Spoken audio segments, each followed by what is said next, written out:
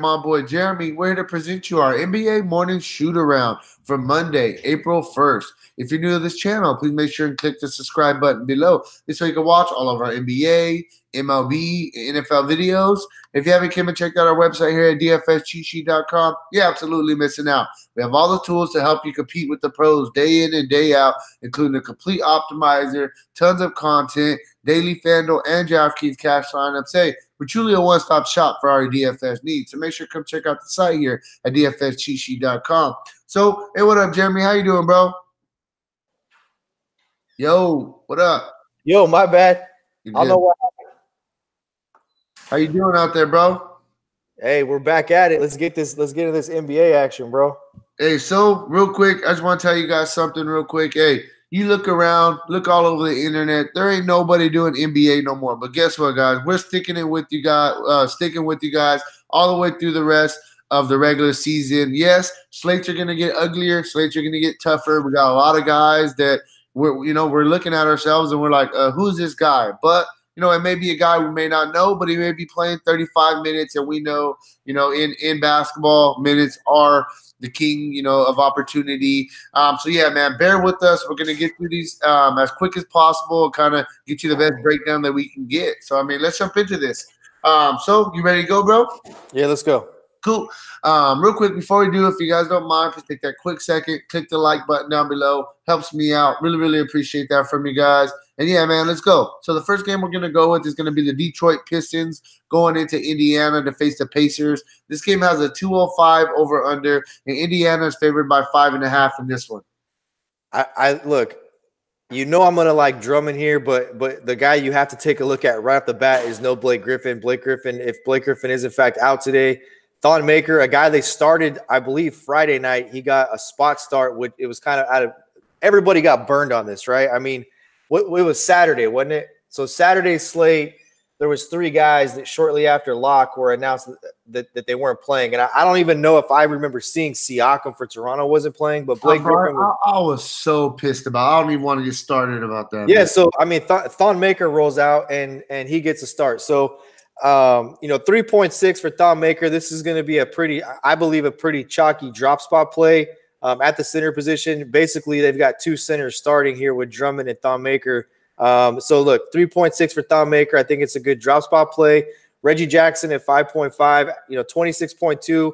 He's scoring points, 16.2 points per game over his last 5, but only 3.4 assists and 2.4 rebounds. So you need a little bit more. I'm not really going to be on Detroit in this spot, to be honest with you. It's a low implied total. I understand the game is going to be close, but Vegas looks for this game to be slowed down, obviously, in pace. We're approaching the playoffs. That's how teams will go. But Thon Maker at 3.6, I have no problem on a 9-game slate plugging him as a drop spot play. Yeah, for sure. On the Pacers side of things, I actually really do like the Pacers. We got Darren Collison out. We know the usage that Darren Collison carries with him off the floor and Wesley Matthews out as well. The 2 guys that I feel benefit the most from those 2 guys being out is Corey Joseph and Tyreke Evans. I understand Tyreke Evans isn't the same Tyreke Evans he used to be in the past. But at a 3.7 price tag, the guy still has 30, 35 fantasy point upside, especially if he's going to get the minutes. About a couple weeks ago, I told you guys I really liked Tyreke Evans. He was in a great spot. The guy absolutely crushed. So I think in this spot, you can go back to the well. And if it doesn't work out, he'll be a job spot. So Tyreke Evans is a really good play. Maybe a little bit more GPP, but you could consider him possibly in cash. Corey Joseph, I think, is a really good cash game play. 3,600. You basically need 18 for him to hit value. He has, 30 fantasy point, 35 fantasy point upside as well. At a 3.6 price tag, all we're looking for is about 25. Let him get us 6.5, almost 7x, and we could kind of move on.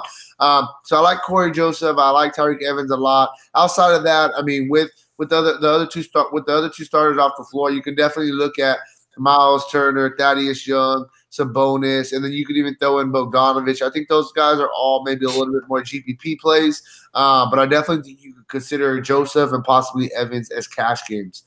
Moving on, next game we're going to go with, it is going to be the Miami Heat going into Boston to face the Celtics. This game has a 212.5 over-under, and Boston's favored by 7 in this one. Real quick, though, the interesting thing about that game is it means a hell of a lot more for Indiana than it does for Detroit. Detroit is pretty well locked into their seed. I mean, they're kind of now sliding, I guess. It means just as much to both teams because Detroit, you got Orlando at 38 and 39. You've got Detroit at 39 and 37. And then the 6, 7, 8, 9 spots are all kind of separated by one game. But the 5th seed, Indiana, they're basically tied with Boston right now. So there's a chance for them to move from 5th to 4th tonight. Right. And they have to win this spot. So let's move on to Miami and Boston. Speaking of Boston, they're in this game. Speaking of Miami, they're in this game. This is a playoff type game as well. Look, the problem with the NBA right now for this next stretch, we've got about 7 days, 8 days of basketball left. The problem is that some of these games are very meaningful playoff games. And at the end of the year, what happens is it's like the All-Star game, right? In the All-Star game, it's buck wild, no defense for 3 quarters, and then there's something on the line and teams kind of tighten up defensively. You're going to see that here down the stretch in these games like this where there's playoff implications. Boston clearly was supposed to be one of the top seeds. So, look, Goran Dragic to me, very good play at 6,000. It's a very fair price for him with Winslow and Richardson out. You have to like Dwayne Wade at 6.1 as well in this spot, trying to make the playoffs here in his last hurrah. Kelly Olynyk at 4.7. I think it's a very fair price for Kelly Olynyk. A little bit of a narrative. The guy did play for Boston for a few years. Dion Waiters' price has gone up from 4.1 to 5.5 on FanDuel. That's a $1,400 increase just over the last 3 days. But rightfully so. I've talked about it kind of for the last month and a half. The one guy who's getting stable minutes and his minutes are always above 30 here is Waiters. So I think there's some targets here in Miami. This is a playoff type game. Miami is currently in the 8th spot at 38 and 38. They need to win this game tonight. Boston trying to hold on to the 4th spot. We know why these top 4 seeds are important, so you get a home series in the playoffs. Indiana breathing down their neck. I think this will be a good game. I just think this game will be slowed down. Yeah, no, I definitely think this is going to be a more of a slow pace, half court type game. You're mentioning the importance of it. I think this is a very important game for both sides. On the Boston side of things, I mean, I'm going to start with the starters. I think all 5 starters are in play. Kyrie, 9,800. I mean, it's a big game, so I mean, I could see paying that price tag, but I think he is a little bit more of a GPP play because the Heat are a pretty good defensive team. That's one of the reasons why we think, like I said, it's going to be a slow pace, kind of half court game. Kyrie GPP, but he is in play. He's the best player on the Celtics. Then you can look at Tatum 6,200, Al Horford 7,300. I think both of them are solid plays. Marcus Smart 5,300. The interesting guy for me is Aaron Baines. I mean, his minutes. Sometimes they play him 17 minutes, sometimes they're playing him 25 minutes. But now he's the starting. Do they have him to start power forward or starting center? Who's that? Baines. Baines is starting at center, and Horford's moved over to his power forward spot. I mean, we know Horford is more of a skilled power forward than he is a traditional center. Yeah, for sure. So, but one thing, and I was actually watching the game the other day, the first day that they made this move and put Baines in the starting lineup with Horford, and they were talking about it. Baines and Horford, ever since last year when they played together, they have a good chemistry, and they play very good together. 4,300, I just think Baines has – 30 fantasy point upside on this price tag, and I think he is in play. So, like I said, with the Celtics, it's all 5 starters for sure. If you're going to look on the bench, I mean, I'm not really interested in too many of the bench guys just because the rotations are going to be shorter. But, I mean, you look at the obvious 3 guys coming off the bench are going to be you can look at 4 guys. I mean, Marcus Morris, 4,900. Gordon Hayward, 5,400, and Jaylen Brown, 4,700. I think all those guys are fair price. DeRozier, 6,100 price. I'm not going to pay that for him with Kyrie, in this game. But, if you want to get somebody that's going to be 1% on with a little bit of upside, you can look at him. But off the bench, you just look at Morris, Hayward, Brown, and then you can look at all of the starters and kind of move on. This is a very interesting night in the NBA. You look at the East, and 1 through 10 in the East are playing tonight, right? And the last seed is wide open, and really everybody but Milwaukee and Toronto are safe. I mean, you could call Philadelphia safe as well. They're 4 games up on the 4 spot, but from Boston to Charlotte, there are huge implications tonight, and all of them are playing. Yeah, for sure. Moving on, next game we're going to go with is going to be the Milwaukee Bucks going into Brooklyn to face the Nets. This game has a 228.5 over under, and Milwaukee's favored by 1.5 in this one. Look, let's look at Giannis. I mean, I'm very interested to see if he's going to play here tonight. I think that if Giannis plays tonight at 12-4, this could be a really good spot for him. We know what Brooklyn is. Currently, Brooklyn in the 7th spot. And again, all these teams are in play tonight. And Brooklyn. If you could say one thing about Brooklyn this year, even if Brooklyn misses the playoffs, this team has played hard all year long, and I expect them to come out and play that's their MO anyway. So you can expect that tonight.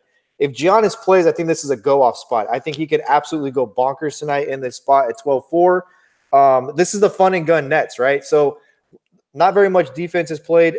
I think this is a game we will update you when we come back for NBA Live, just because there's huge implications either way. If Middleton and Giannis are out, it opens up a ton of value. Eric Bledsoe becomes a borderline lock, in my opinion.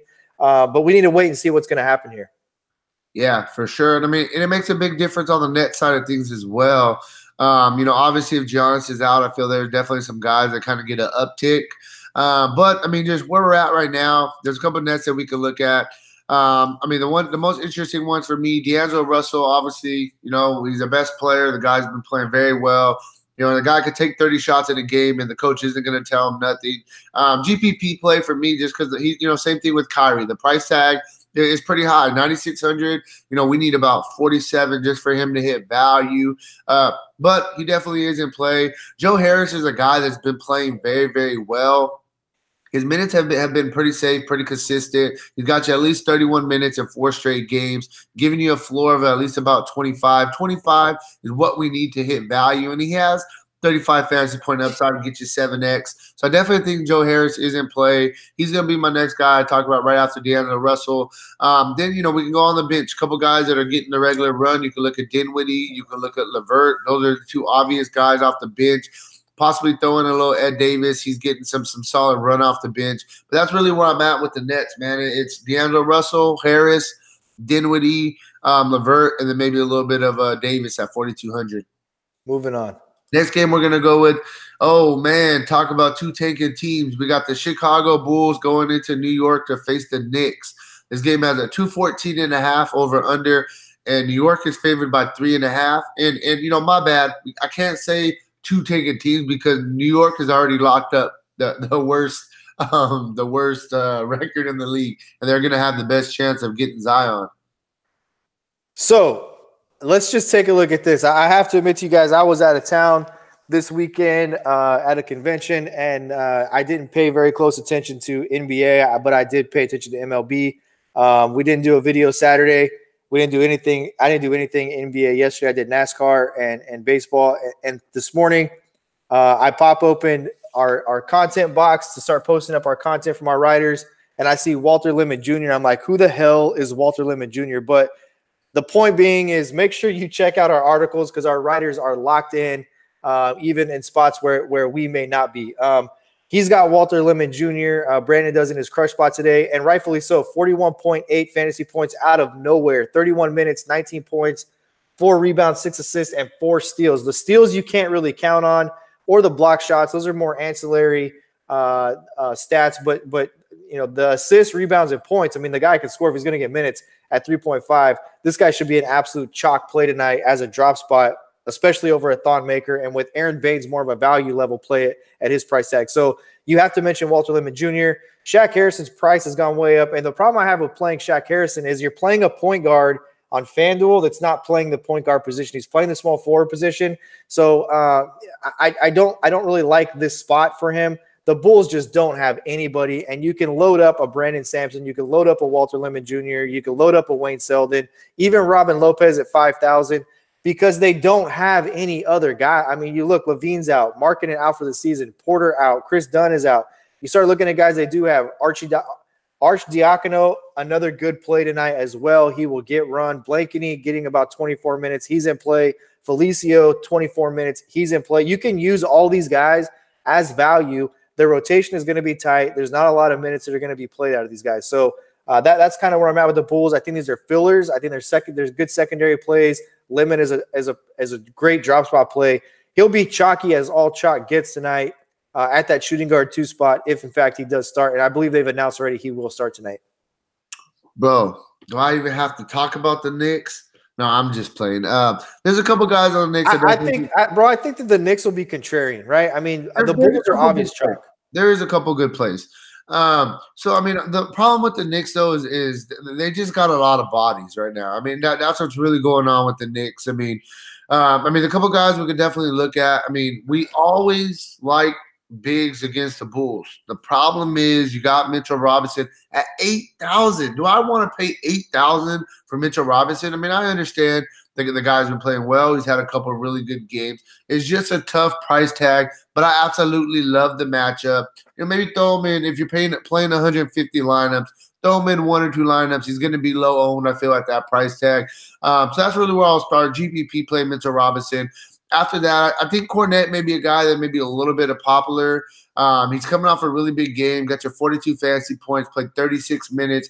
But what we got to take into consideration is look at the minutes before last game. The guy wasn't getting really consistent run. So if we feel he's even going to get, we'll say 28 to 30 minutes today. If he's going to get me 28 to 30 minutes at a 4,800 price tag going against the Bulls, he's another big that's going to be down there. I think this is a good spot for him. Me personally, I would like to wait one more game and see how much minutes he plays today. Then I can make a better judgment of if they're kind of going to move forward with him, playing a bunch of minutes or not. That's one thing that's kind of I want to wait and see a little bit. But I think you could throw him in a couple of GPPs as well.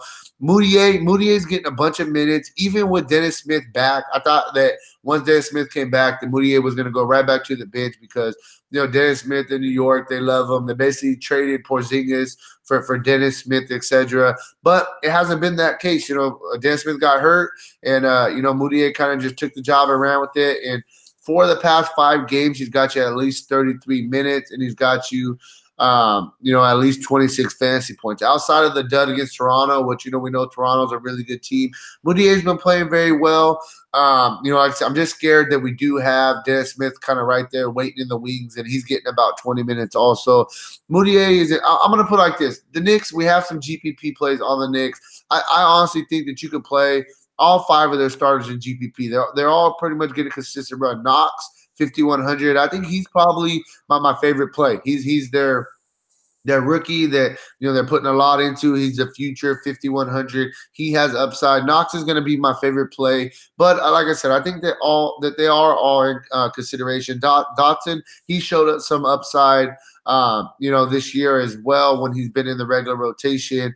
Going on the bench, I'm not really going to touch any of these guys on the bench. I mean, I think, like I said, you can take shots with some of these starters if you feel they're going to get the minutes, and you just kind of move on with the Knicks. Yeah.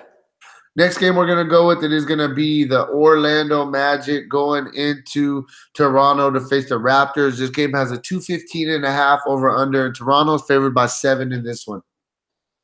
Look, this is another spot, right? You got Orlando who's sitting out there really kind of holding on, right? I mean, Orlando on the outside looking in right now at 38 and 39, just a half game out of the 8th spot. A big win coming off a big win against Miami.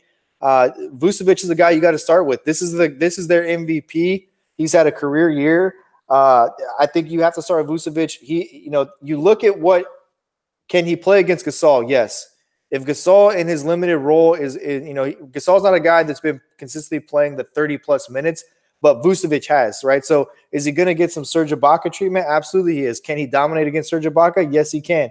Can he play well against Gasol? Absolutely he can. So at 9.6, I think it's a very fair price for him. This is a must-win game. Again, with all these Eastern Conference teams on the slate tonight, this is a must-win spot to try to get up above Miami and maybe even Brooklyn, with Brooklyn playing against Milwaukee tonight. So this is a must-win game. I think DJ Augustine you could take a look at 5.7. I don't love the price tag. I think it's a GPP play. I think Aaron Gordon, the other night, I got a text from one of my buddies who was all over him. He got him at 1%. I think he went for 55 fantasy points. He's an off-the-radar GPP play. Terrence Ross at 4.9. This feels like a Terrence Ross game to me. It feels like a spot. It's a big game. This guy's a shot maker. At 4.9 is a great price for a guy who's going to play 30 minutes and take a lot of threes. So that's kind of where I'm at here. If you want to punt here and load up Michael Carter-Williams as an upside play in tournaments, don't go overexposed to it by any means. Don't get carried away and fall in love with that play. I think you stick with Vucevic, Aaron Gordon, and really Terrence Ross. Yeah, I mean, on the Raptors side of things, they're pretty healthy right now. They got a lot of bodies. One thing that really stuck out to me, it's looking like Danny Green went to the bench and Van Fleet replaced him in that starting lineup. If Kyle Lowry or Leonard was out, then I definitely could say, hey, let's go with Van Fleet. But with everybody healthy, the usage is all over the place. I mean, that's really where it's at. Kyle Lowry, 6,900. I think he's too cheap, but he's not playing the best right now. Gasol, 5,900 is too cheap. Both of those guys strictly GPP plays, but they are in play. Siakam 8,000 is going to be a run and gun up and down game. I think this is a spot where he could excel in this spot. We just talked about it. He sat out on Saturday. Just I think mainly it was just for rest purposes, and so he should be back today. Have a little extra pep in his step. Definitely in play going against Aaron Gordon. I think that those two guys are going to go back and forth. Van Fleet 5,800. I mean, I understand it, but like I said, with everybody healthy, I'm not really going to be looking at him. The only other guy I'm really going to be looking at, on the Raptors is Leonard 9,600. But even 9,600 feels a little bit too expensive for Leonard. I mean, he's getting us fantasy points, 38 to 44 fantasy points a game. He hasn't really been flashing a crazy upside. And at this price tag, we need 4,700. If we feel this game is going to stay close, then definitely, then you could really, really consider him. But if we feel it could get ugly pretty quick, then maybe strictly GPP. The only other guy I'm really going to look at off the bench, I mean, you talked about it, Ibaka. He's the guy that's really getting the minutes off the bench. They have a little three-man rotation with him, Siakam, and Gasol. 5,700, though, it's not a give-me price tag. So I have a question for you. Who would you rather go with, Gasol at 59 or Ibaka at 57? One more time. Who would you rather go with, Gasol at 5,900 or Ibaka at 5,700? To me, it's all about who's going to start here, because I look at, if Ibaka is going to start, then I think you could look at Gasol off the bench, because Kim Birch is a guy that's going to come in and play minutes off the bench, and then they've also got this dude Bamba as well, who's out for the season. So it's opened up Birch to kind of have a 13 to 15-minute run. If Ibaka gets 15 minutes against Birch, Ibaka could really easily make value with this spot, because we know Ibaka will get more run than that. He'll get some power forward play, and he'll get some center play. So I think you look at where it starts. If Ibaka starts and has to go against Vucevic, it's a spot to me where I think Ibaka could get in foul trouble, just because it's a real mismatch as far as Ibaka is a very skilled power forward. When they put him at the center spot and he faces a true center, I don't like that matchup for him at all. Yeah, for sure. So we gotta wait and kind of see who ends up being in that starting lineup. But yeah, man, I mean, I'm ready to move on. The Raptors, like I said, they're getting healthy. There's definitely some spots that we can attack. The interesting thing here, bro, is that I know that Orlando's getting 7.5 and it's at Toronto, but the Magic's 2-1. Orlando's 2-1 against them this year, and they've beat them 113-98 and 116-87. The one game that Toronto won was a 93-91 game. So I think that there's some plays in this game. Yeah, no, it's a tough matchup going into Toronto. Right, but I mean they beat the brakes off of them earlier in the year in Orlando. For sure. Moving on, next game we're going to go with is going to be the Portland Trailblazers going into Minnesota to face the Timberwolves. This game has a 226 over/under, and Portland's favored by 3.5 in this one. Yeah, look, this is hard for me to find a meaningful stuff here. I mean, Portland, outside of Portland being a half a game back of Houston for the 3 spot, Minnesota, it is what it is with Minnesota. I mean, Minnesota's clearly out and eliminated. They've got Covington, Teague, Rose all out. Gibson a game time decision. I would love to load up Enes Kanter here. I think Enes Kanter is a really good tournament play. I think you can get him at lower ownership just based off some other centers and pricing and the spots that they're in. Look, Lillard is the guy if you're going to get exposure here, for the simple fact that they don't have their regular defenders in Jeff Teague and Derrick Rose who are going to be playing against Lillard. And Lillard doesn't have McCollum, right? And we know the boost that he's gotten with McCollum off the floor. I really think this is a spot. If you're going to get exposure here, it's really Lillard and Kanter. I don't have a problem with exposure to Harkless either, and that's kind of where I would keep it. Your boy Seth Curry's price is at 5,000 now. He's 6x his price tag just about as far as minutes go. So he's definitely in play also. If the game were to blow, he could get some extended run, but he could get hot on any given night. He's a Curry. He could start knocking down threes. So I think that he's definitely in play in tournaments as well, and that's kind of where I'm at here with Portland. Yeah, I mean, on the Timberwolves side of things, I mean, you saw with Karl-Anthony Towns. He's their best player. He's playing very, very well. I mean, we've talked about it over and over. Cantor's a good player. Cantor's a good offensive player. But this is a mismatch. I definitely think that Karl-Anthony Towns could really have his way with Cantor in this spot. 11,000, I mean, it's not a give-me price tag. It definitely is up there. But he's given us a solid floor. With all these injuries, everybody hurt. I mean, he's been the guy that's just been, hey, just give me the ball and let me just take care of business. That's really what he's been doing basically this past month. So I like Cantor. I like Karl-Anthony Towns going against Cantor. I think you start there. Outside of Karl-Anthony Towns, I mean, you can look at Tyus Jones, 6,000. He's the guy that fills up the stat sheet, has 40 fantasy point upside. Going against Damian Lillard, who isn't the best defender. Tyus Jones is definitely in play. Wiggins, 7,000. He gets the little bit of bump with Teague, with all these Derrick Rose, all these guys hurt, and he's been playing well. He's got us, at least 32 fantasy points in 3 straight. Playing a bunch of minutes still, even though the game don't really mean nothing anymore. The assists have picked up a little bit. The past couple of games is what I'm liking. It's showing that they have the ball in his hands a little bit more. So Wiggins is in play also. And then this guy Okogie, is actually really good. He had a bad game against Philadelphia, but the three straight games. I'm sorry. Probably 6-7 straight games in a row before that. He played at least 30 minutes, so the minutes are there, giving us a solid floor.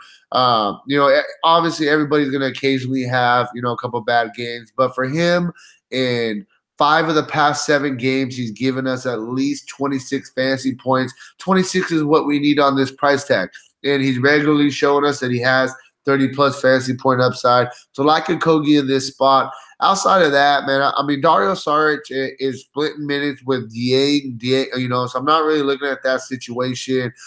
Bates is getting a little bit of run. You can look at him possibly as a GPP job spot. But for me, Timberwolves, it's Towns, it's Jones, it's Wiggins, and Okogie, and that's really where I'm going to stick with. I'm not saying that Towns can't have a monster game in the spot, because on any given night he can, but to your point about Cantor and it being a mismatch, I would 100% agree with you if Karl-Anthony Towns was a pick and roll player. But you look at pick and roll stats where he's the actual pick guy in the pick and roll situation, 3.2 possessions per game. He's in like the 70th percentile for pick and roll play.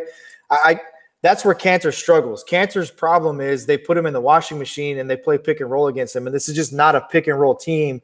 And I don't look for them to go and be a heavy pick and roll team tonight with Tyus Jones, without Jeff Teague, without a Derrick Rose, who are clearly more experienced pick and roll guys in the league, right? So you look at a guy like Towns, who's not a screener in a pick and roll situation more than 3 or 4 times in a game, and against Enes Kanter, who that's his number 1 defensive flaw, is defending the pick and roll. So I don't think it's as much of a mismatch as it looks like it is.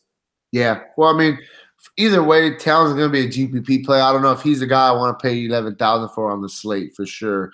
We talk about the upside being there. Moving on, this game is going to be interesting. Next game we're going to go with, we got the Philadelphia 76ers going into Dallas to face the Mavericks. This game has a 218 over-under. And Philadelphia is favored by 5.5 in this one.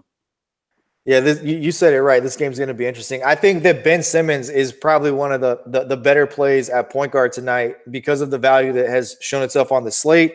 And there's no Joel Embiid in this one, or Jimmy Butler, right? So you take Jimmy Butler and Joel Embiid out. It's a ton of usage for Ben Simmons to be able to make up. I believe he triple-doubled Saturday with both these guys out. Am I right? I'd have to go back and look. Let's see. I know he had a double. So he had 20, 11, and 9 with a block and 2 steals on Saturday. 47.7 fantasy points. That's 4.7x on his current price tag. Look, I think this is a really good spot for him. No Butler, no Embiid. Tobias Harris is another guy who does garnish higher usage. The guy's playing a ton of minutes. He's playing, 35.8 minutes is what he's averaged over his last 5 games. JJ Redick, another guy I'll look at. And then look, James Ennis and Jonah Bolden are relevant if they're going to start at those price tags. But the guy that I really want to talk about is Mike Scott at 3.5. This guy goes under-owned every single night that Embiid is out. He goes well under-owned, and he already has a regular role in the rotation with Joel Embiid there. So Mike Scott at 3.5, I think, is another guy. This is really shaping up to be a stars and scrubs night when you start looking at Walter Lemon starting at 3.5. You start looking at Aaron Baines at 4.8, starting alongside Al Horford, who's really freed up to rebound. You start looking at some of the value that's out there. This is really shaping up to be a stars and scrubs type night, and I think Ben Simmons is one of the premier point guard plays. Yeah, for sure. Hey, guess what, bro? Once again, your boy Doncic, game time decision, but it's looking like he's going to sit today. That's what they're saying, that he is expected to sit. So at least we got that news early. Unless they try to throw a curveball at us and all of a sudden say that he's going to play. There's a couple guys that are going to benefit. First I'm going to start with, don't laugh at me, but I'm going to start with Dirk, man. He's on his last couple games of his career. 3,600 is basically bare minimum price tag. He's played at least 26 minutes in 3 of the past 4 games. And look, man, he's got you, yes, an 18, but that 18 was pretty much value at 3.6. Then he got you almost a 25, and he got you a 33, against the Warriors. So, hey, man, 3,600, I think he's a really good drop spot play that has a good chance to give you 7, 8x on the price tag, especially with no Doncic. They're going to need some extra scoring. So I like Dirk a lot in this spot. I think he's actually a really good play. As much as I want to throw up saying this, I really like Dirk today. I think he's in a good spot. Outside of that, the only other guy that I'm really interested in on Dallas, with no Doncic playing, I think you could look at Jalen Brunson. The guy's been playing pretty good on the season overall. And every single time that Doncic has been out, the guy's just been playing very, very well. The usage goes up a ton, and I think that he's in a good spot. So Dirk, Brunson are my 2 favorite plays. You could take punts on a guy like Josh Jackson, a guy like Courtney Lee that are pretty cheap, projected to be in the starting lineups. And you could even look at a guy like Trey Burke, 3,600, pretty cheap. He has some upside. But I'm not going to go too deep into the Mavericks. I honestly think it's Dirk and Brunson for me. Move on. Next game we're going to go with, we got the Charlotte Hornets going into Utah to face the Jazz. This game has a 219.5 over under, and Utah's favored by 11.5 in this one. Look, man, we usually tell you guys when it's a 3 or 4 game slate that it's a tournament only slate. This is a really hard cash game slate because there's so much value on the board. And you look at a Bismack Biyombo at 3.5 starting, and then you look at the other, you've got Willie Hernan-Gomez at 4.2. These guys are kind of splitting the center position minutes. And if you look at their minutes over the last 5 games, it only adds up to about 28 minutes. So you've got 20 minutes where they're kind of playing small ball with Kaminsky, who's averaging 21.4. So, look, Jeremy Lamb, he sticks out to me at 4.5. But look, Miles Bridges, Dwayne Bacon, these guys are getting run right now. So it's hard for me to say Kemba Walker at 9.2 against Utah and being on the road. If he was at home, I might be okay with it as a tournament play. But this is pretty much a fade for me, just because the simple fact that I don't see anybody on here from a price standpoint that you have to play against Utah tonight because they're just at a great value. There's other spots where there's better value on the board and better matchups. Yeah, for sure. This game, I could definitely see this game kind of getting out of hand quickly. On the Utah side of things, I like Rudy Gobert a lot today. We got Derek Favors out. I'm not saying that Derek Favors takes a lot for Gobert, but Derek Favors is a big body in the lane. He gets his rebounds. He gets his points. With him off the floor, Gobert is going to be the main guy. He'll probably maybe get a couple extra minutes. 10.5 is a tough price tag, so maybe he's a little bit more GPP, but I definitely think there's a spot that he can eat. So I actually have a quick question for you, bro. Who do you like more at center? Do you like Gobert at 10.5 or Towns at 11,000? Vucevic, okay. Hey, I'm asking that. Hey, I just want to get some opinions. Also, too, we got to remember Drummond also if Griffin is out too. So there's actually a lot of good centers that we can pay up for today. So Gobert, though, I definitely think he is in play. Probably a little bit more GPP play, but I like him with Favors out. Ricky Rubio, 6,500, very fair price tag. Donovan Mitchell, 9,000. I'm not going to pay 9,000 for Donovan Mitchell. I'm not going to pay 7,000 for Joe Ingles. Really, for me, I'm going to keep it simple on the Jazz.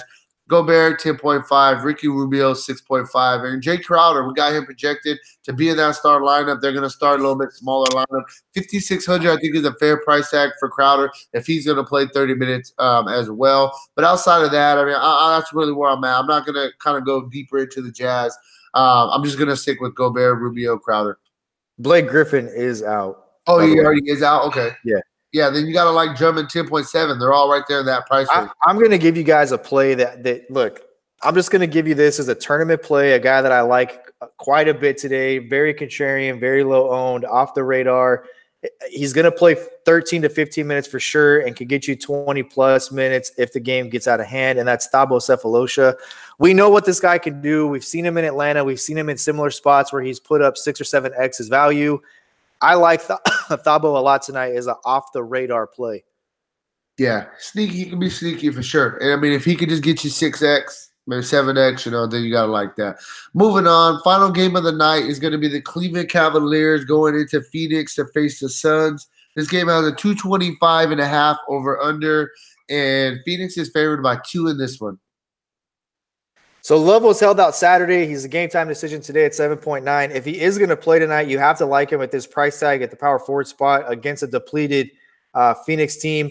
I think this will be a competitive game. I do. I think this game will be competitive. Vegas agrees with me. It's only a 2-point spread. It's a higher over-under. DeAndre Ayton out. Hope he's going to be okay. Rashawn Holmes, a game-time decision. So, look, this is a spot Kevin Love can dominate. The guy I like the most, though, is Tristan Thompson at 4.5, and I like Brandon Knight at 3.5. We've been saying all year Brandon Knight can go off at any given time. Let's not forget the narrative here. I don't always like to get into narratives, but there is a narrative here with Brandon Knight and the Phoenix Suns at 3.5. If the guy's going to start, it's another guy at minimum value that's in a pretty good spot tonight. But I like Thompson. I do like Brandon Knight. I think you can give consideration to Jordan Clarkson. It's just a rough price for Clarkson. I like when this guy is 5,000, not 6,000. With all the other spots you could pay down at tonight at shooting guard, it's hard for me to recommend paying up for Clarkson. But as a tournament play and a guy who could get you 6 or 7x tonight on his price tag against his Phoenix team, I think you can give him GPP consideration. But I do like Thompson at 4.5. I think with Baines at his price tag and some of these other centers out there at minimum value, that he's a guy that you could get very low owned. And Kevin Love with the game time decision tag, let's see what happens there. But the last guy I'll mention is Osman at 6.3. I think that's a really good spot for him as well. Yeah. Hey, can you pay 11.5 for Booker? In this spot with the guys they have out, yes. Okay. Hey, that's where we're going to start. 11.5 for Booker. The guy's just been he's on an incredible streak right now. He scored 48 real-life points or more in 3 straight games. I mean, he's got you at least, 62 fantasy points in 3 straight games. The guy's just playing absolutely ridiculous right now. I actually do like this spot for Booker as well, going against Cleveland. Bunch of young guys on the other side.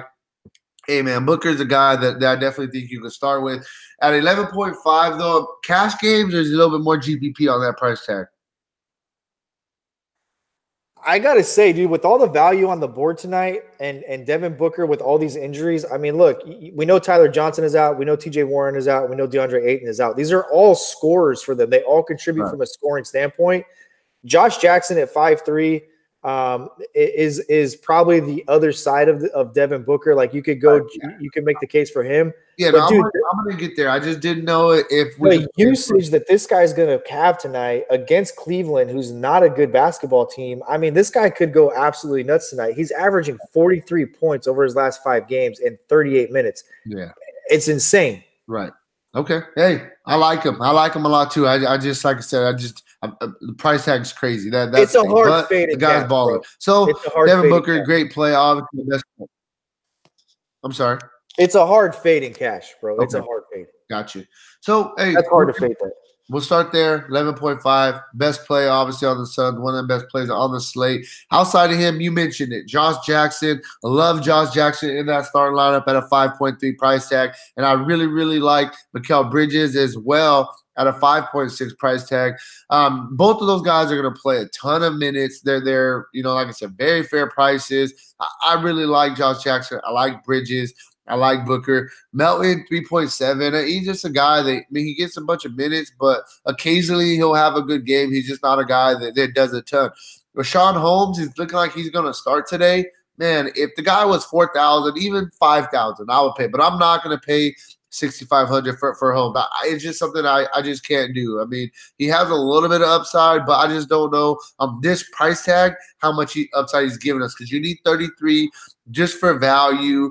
But if he's going to play, I mean, if he's going to play 30 plus minutes, I mean, we see whenever he plays 20 plus minutes, he usually gets us 20 to 25 fantasy points. So if he plays 30 minutes, he could definitely go for 40 fantasy points a night. I just think he's more of a GPP play.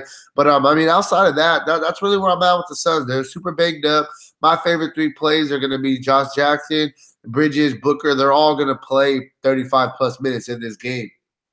The interesting thing about Holmes is this. On FanDuel, he's listed at the same position that Josh Jackson is, right? But I believe DK has center eligibility, so you could play them both. Okay.